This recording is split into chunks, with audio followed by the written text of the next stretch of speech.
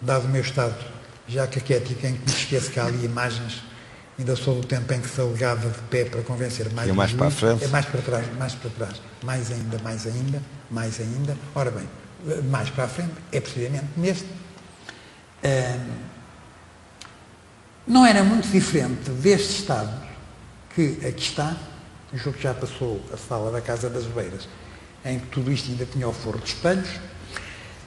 Era necessário também começar a fazer algumas reparações para que isto tivesse funcionalidade. E nos anos de 65 a 68 entrou aqui uma firma de construção chamada Construções Sampaio, que teve um homem notabilíssimo pelo amor que dedicou a isto, que era o melhor encarregado de obras dele, o Sr. Moreira. O Sr. Moreira, depois de reformado, se é que alguém pagou uma reforma, mas vinha rever-se na obra que fez aqui. Eu conheci ainda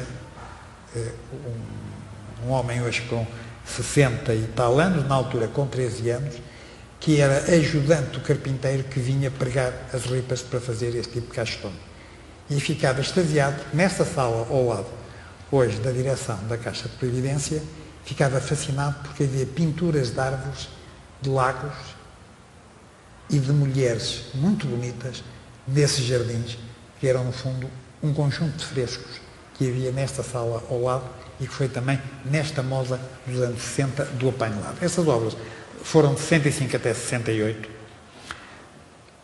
Praticamente reconfigurou-se tudo o que era do prédio, havendo, contudo, o cuidado de manter a estrutura central, que é pré-pombalina, que é aquele arco de cauda de andorinha após o primeiro lance de entrada, com 3 degraus, com abobadilhas redondas entrelaçadas, e depois o conjunto da escadaria em pedra, com os degraus em laje inteira, que se forem a outro ponto da cidade, que foi poupado ao terremoto, e onde hoje está situado, na Rua da Academia das Ciências, o Museu de Geologia, encontram a mesma estrutura de desenho, com o mesmo tipo de métrica, com o mesmo triângulo como forma de suportar a força da resistência vertical e a transmissão transversal que encontram nessa escadaria.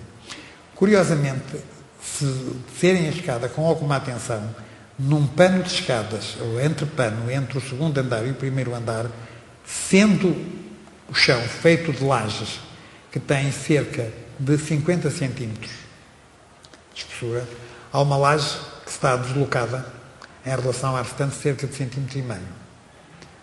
Isso calcula-se, tenha sido o efeito do terremoto, foi a única coisa que mexeu. É evidente que toda a parte de trás foi depois refeita, como a parte da frente também, nas obras de 1835 a 1842. Em 1968, o primeiro andar estava pronto e vem, portanto, para aqui definitivamente a instalação da Caixa e da Ordem, passando a Caixa para o segundo andar e no primeiro andar fica instalada a Ordem e o Conselho Distrital de Lisboa. O que é que se passa então daí para cá? Cada bascumário viu-se confrontado com a necessidade de fazer intervenções. A grande intervenção de fundo, em que se mexeram elementos estruturais do prédio, em que inclusive saiu da tipologia de materiais e passou a introduzir-se elementos como betão armado, que na altura ainda não era a técnica de hoje, e vigas de ferro, foi nesta grande obra e nesta grande intervenção de 65 a 68. A Caixa, na altura, teve como presidente da direção um homem notável que dedicou praticamente o fim da vida dele à instituição que chamava Albano Coelho Ribeiro. Contam os funcionários que ainda eram desse tempo que o senhor, por fim, com uma degenerescência óssea que tinha, vinha numa cadeirinha de rodas. E alguém teve um bom senso de, pelos anos 1970, pensar, mas porquê que isto não há de ter um elevador?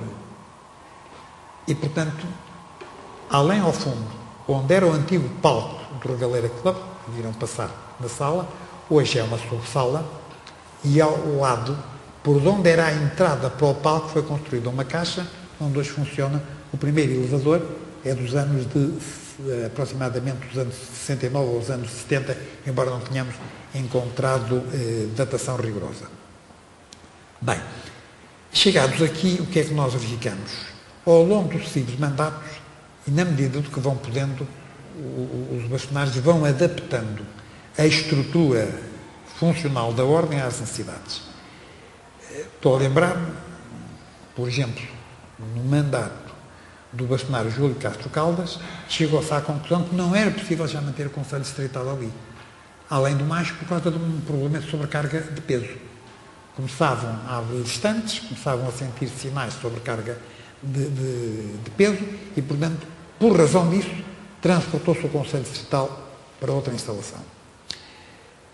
A seguir, no bastonato do Dr. Augusto Lopes Cardoso, chegou-se à conclusão de que tinha que haver uma remodelação de todo o serviço no primeiro andar e passou-se a ordem aqui para dentro deste salão novo.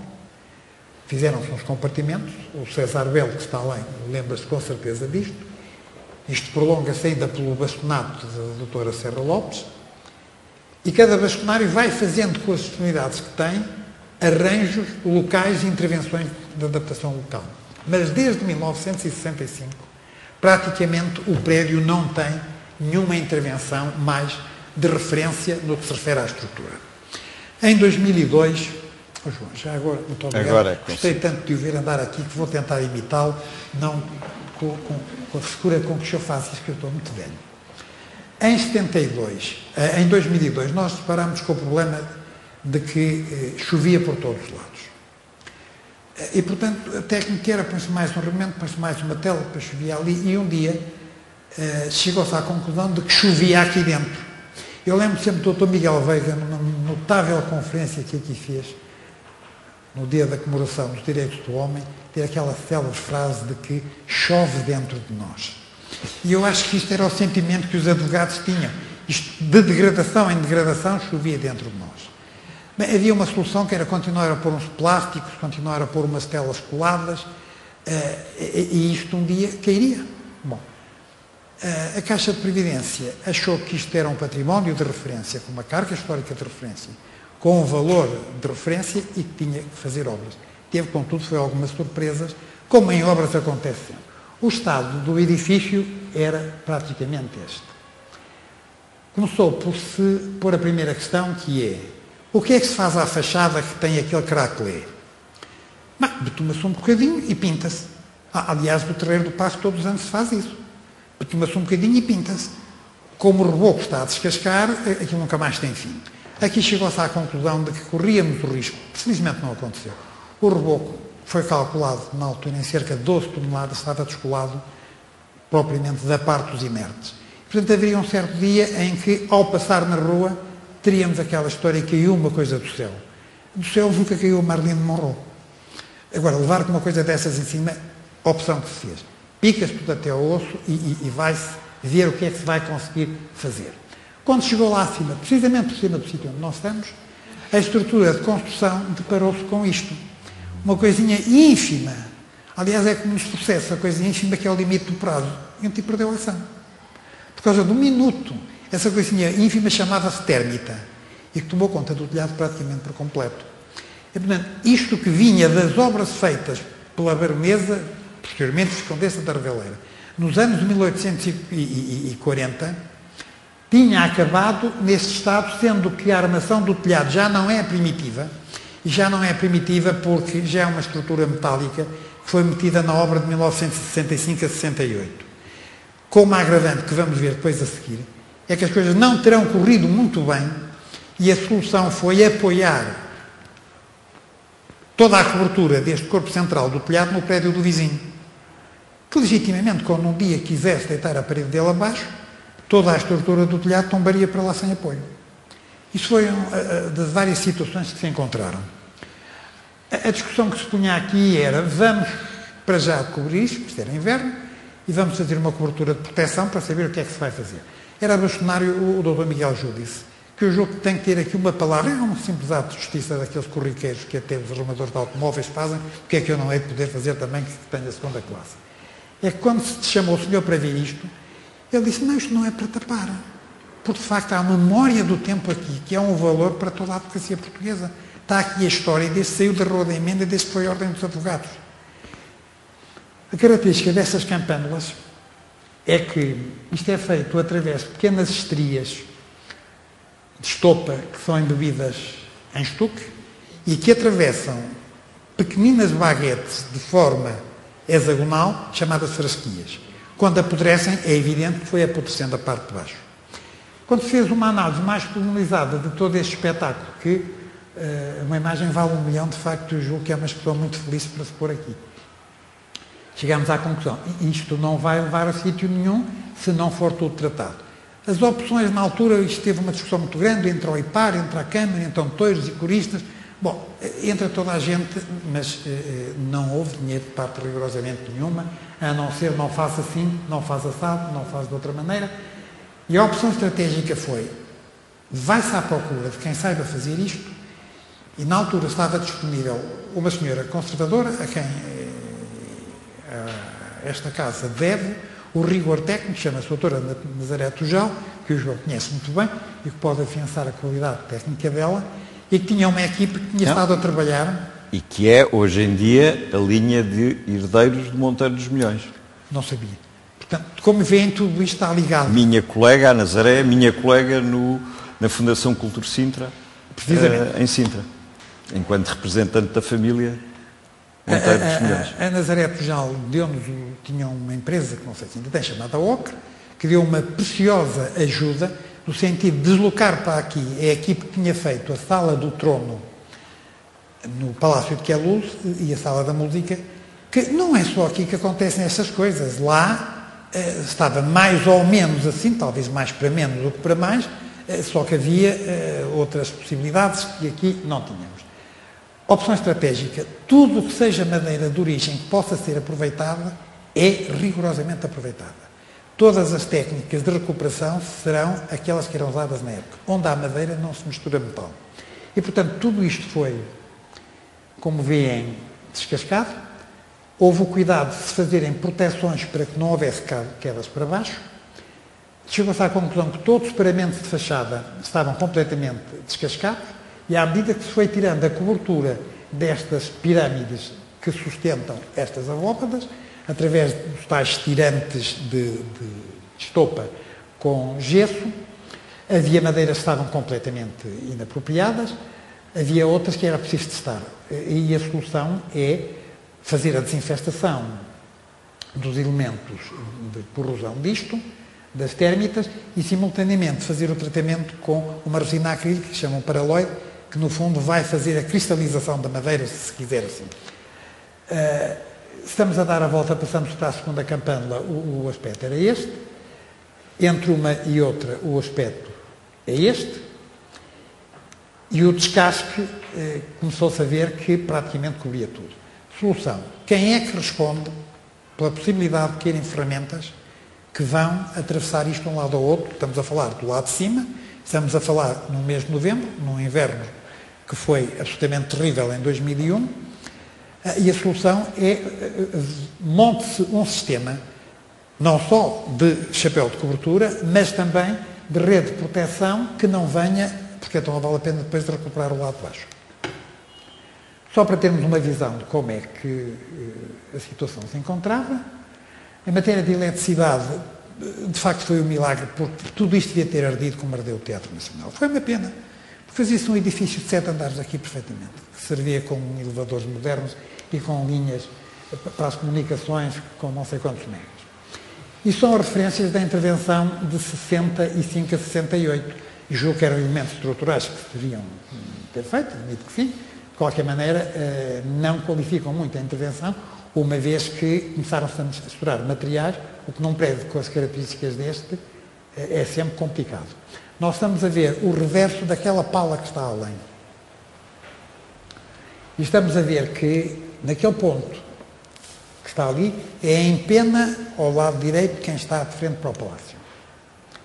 Continuamos a ver os forros dos paramentos de fachadas que se encontram nesse estado.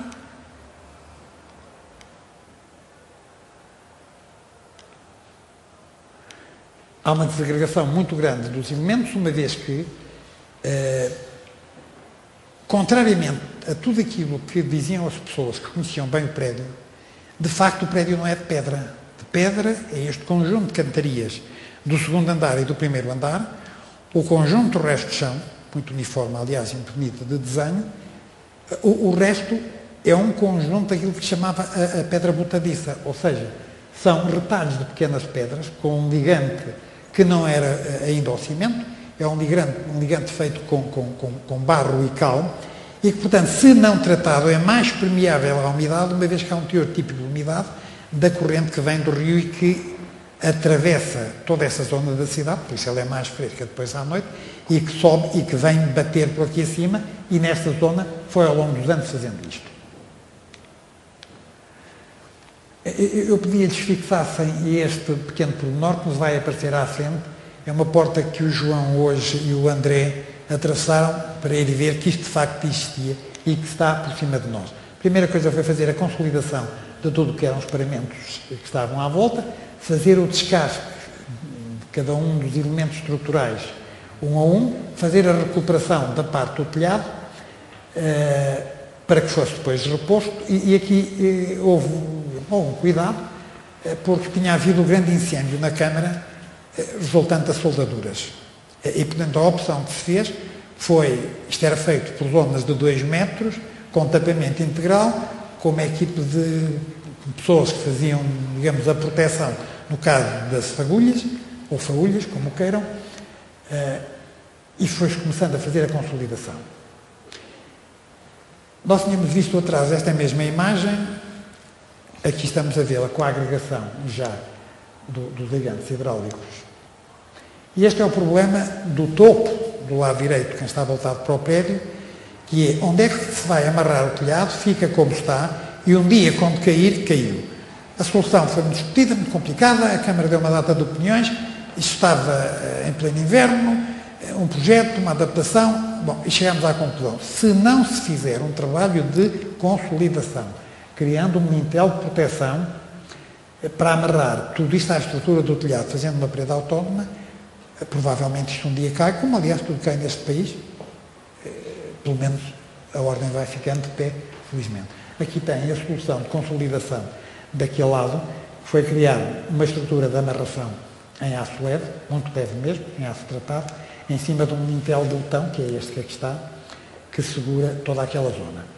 E isto que aparece aqui no chão era uma cobertura que era feita a estas campânulas em forma de tronco de pirâmide que suportam esses tetos para evitar que as soldaduras pudessem, aqui estão elas, pudessem criar algum risco. Isto era o estado também da instalação elétrica, que nos deixava algumas preocupações. Os tais tirantes de que falávamos depois, que são tirantes de linho ou de estopa molhados em gesso e que suportavam, portanto, os tetos, em algumas situações estavam perfeitamente irrecuperáveis, foi preciso encontrar outras soluções, já vamos ver quais. Bom, e têm aqui a estrutura velha, depois tratada, de limpa e de consolidada com resinas acrílicas. Isto que aparece a branco são as novas linhadas, na linguagem técnica, ou seja, conjuntos de estopa molhados em gesso fresco, que são introduzidos para fazer a agregação de tudo o que está por baixo. Por baixo vem até à camada trabalhada que está por cima de nós. Esta técnica de fazer os empalmes foi o que se achou mais adequado para que se respeitassem as madeiras existentes, mas se reforçasse a consolidação da estrutura que existia. Havendo a opção de usar elementos roscantes, porque bater era partir isto tudo, não se podia usar martelo, e usou-se um sistema de cravamentos feitos com cuidado especial, metidos todos a baixa rotação, com materiais que não fossem corrosivos à ferrugem. É a primeira campânula tratada e é o primeiro resto de chão, ou soalho levantado, que vamos depois encontrar à frente. Aqui já a estrutura metálica está recuperada. Isto é visto de cima para baixo a passagem do teto central. São as proteções relativamente à queda de ferramentas. Parte dessas madeiras foram recuperadas, outras estavam em situação absolutamente irrecuperável. Aliás, vê-se o estado de degradação a que as termitas levaram tudo isto. E aqui começa-se a ver a estrutura que faz a amarração entre aquela pala e este núcleo central, e o problema que se punha era, e o que é que vai acontecer à parte de baixo? Chegou-se à conclusão que, afinal, embora se fez aquela opção, uma vez que quer a abóbada central, quer esta abóbada daqui, tinham rachado. Portanto, alegremente, viriam a cair, como tudo aquilo que respeita a lei de Newton, e a ordem é respeitadora das leis, e, portanto, por força da gravidade, acabaríamos por ter um dia isto em baixo. Foi o escuramento que foi feito aqui no Salão Nobre,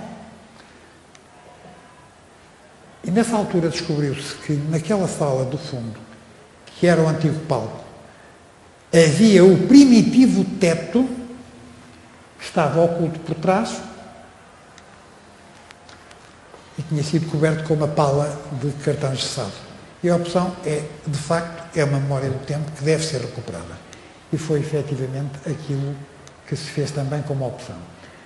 É uma simples curiosidade. Nunca se percebeu porque é que no centro do estuque estava um corno de cabra.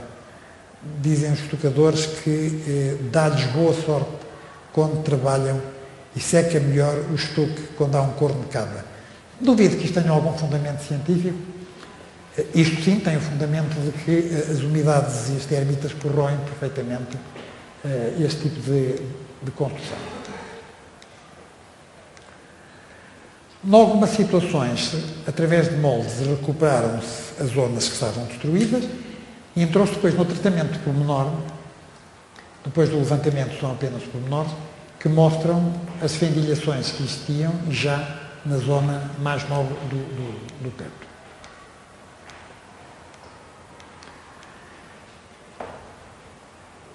A técnica foi ir à procura dos pigmentos iniciais e usar têmperas, tanto quanto possível, iguais às têmperas de origem.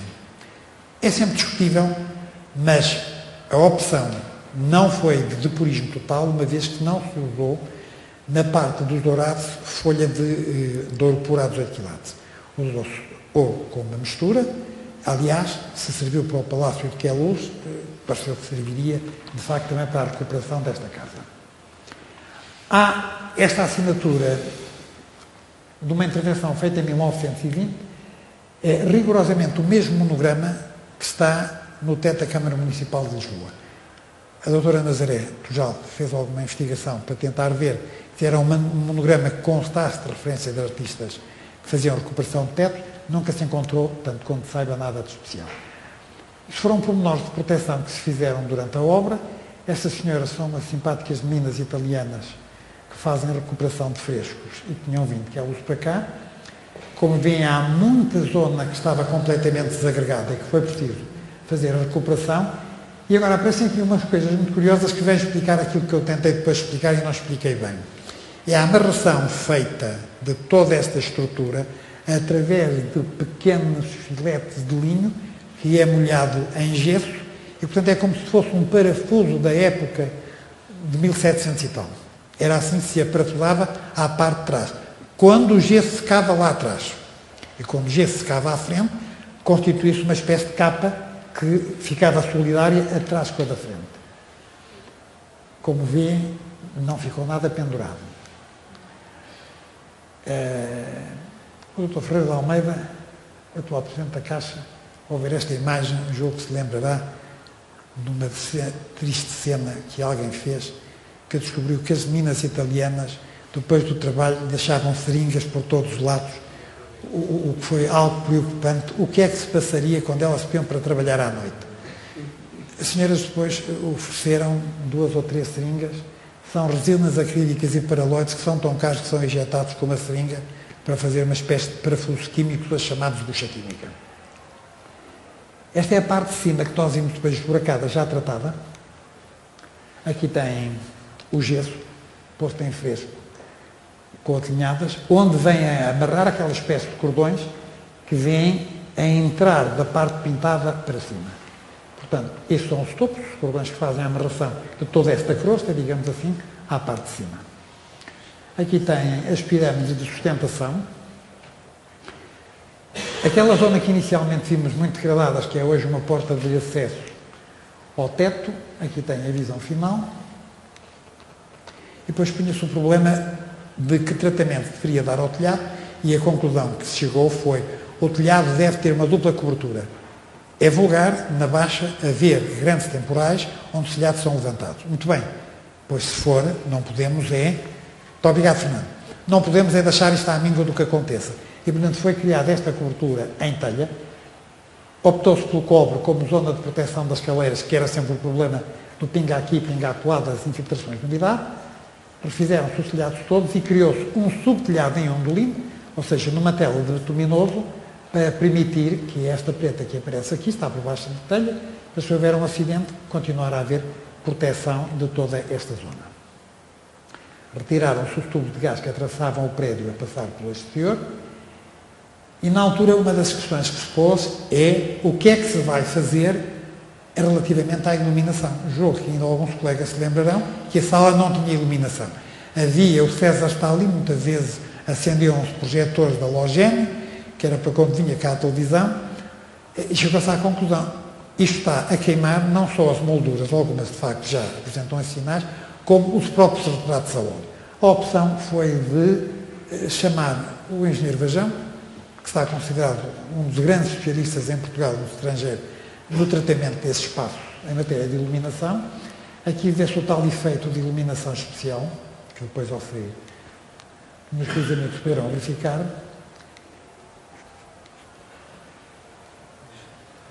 Muito discutido, deve ser igual à cor que está no arco-bandeira.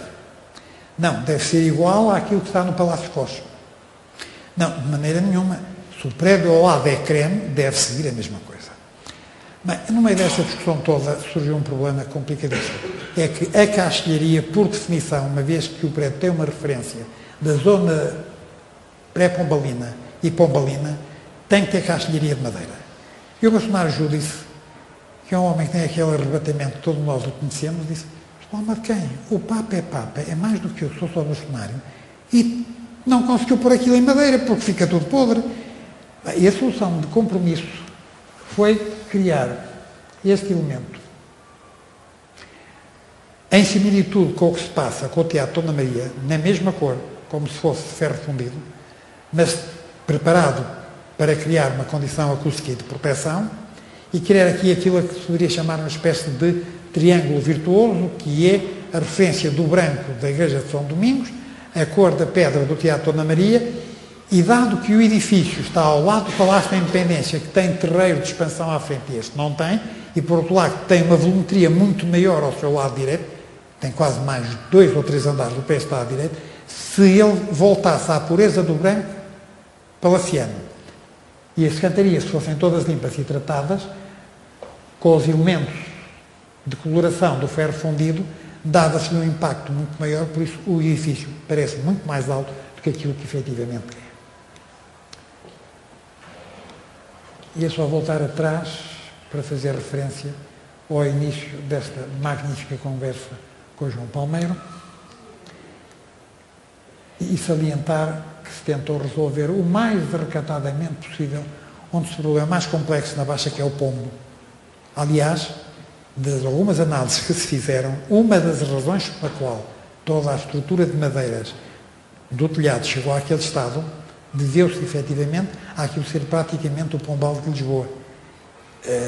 Uma mera curiosidade, quem hoje não faz uma estatística ou não diz números, não é ninguém. Qualquer ministro faz isso. Diz que o emprego está em 14,8, mas variou 0,2, o que é muito bom, para cima ou para baixo, não tem razão. Bom, citando também, estatísticas são números sem alma, normalmente, como dizia o Goethe.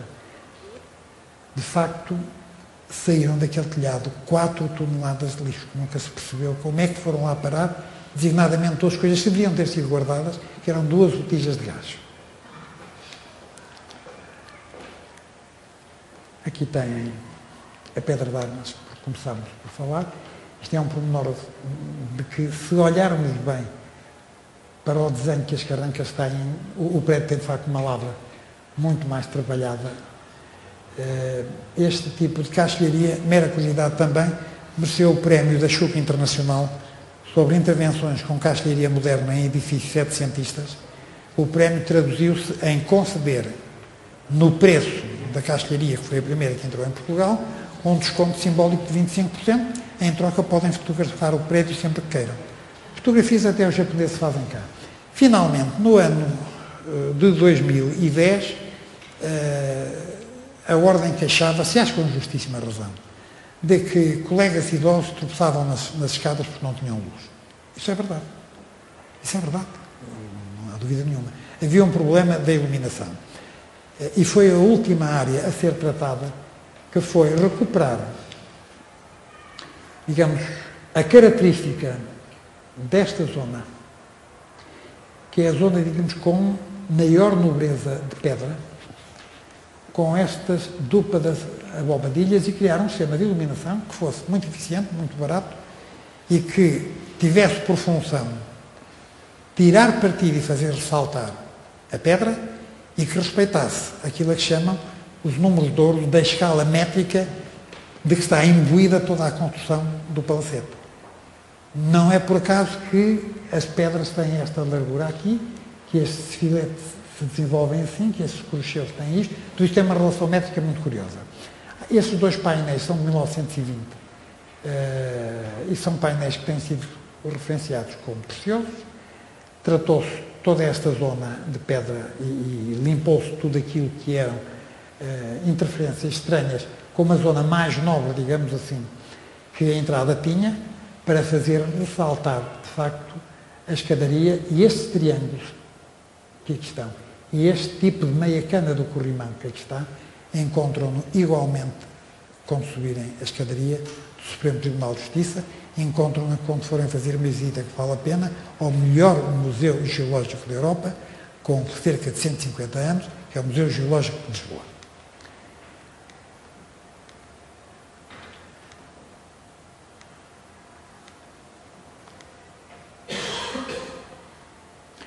Esses são os elementos que acompanham a estrutura do prédio na sua parte, digamos, mais nobre, e que estão rigorosamente como foram encontrados, que nunca levaram tratamento. Ficarão assim ou não, enfim, as gerações vindouras descobrem sempre coisas que nós não descobrimos. Encontrei como é possível dizer tudo e o contrário do mesmo.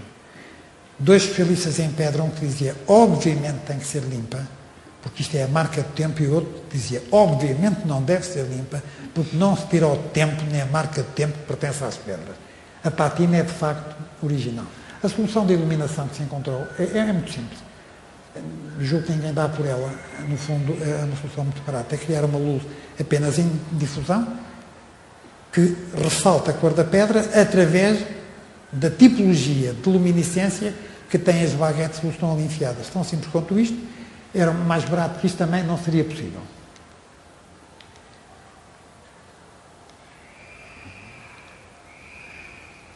Esta entrada não corresponde efetivamente à primitiva abóbada que o palacete teve.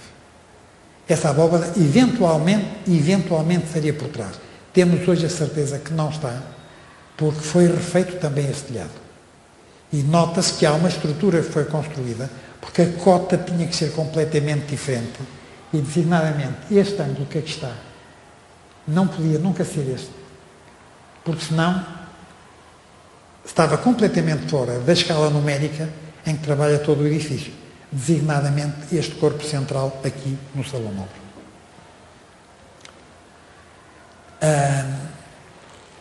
Esta amostra muito rápida permitia-me, sem querer abusar da boa vontade que vocês têm, de lembrar apenas duas coisas.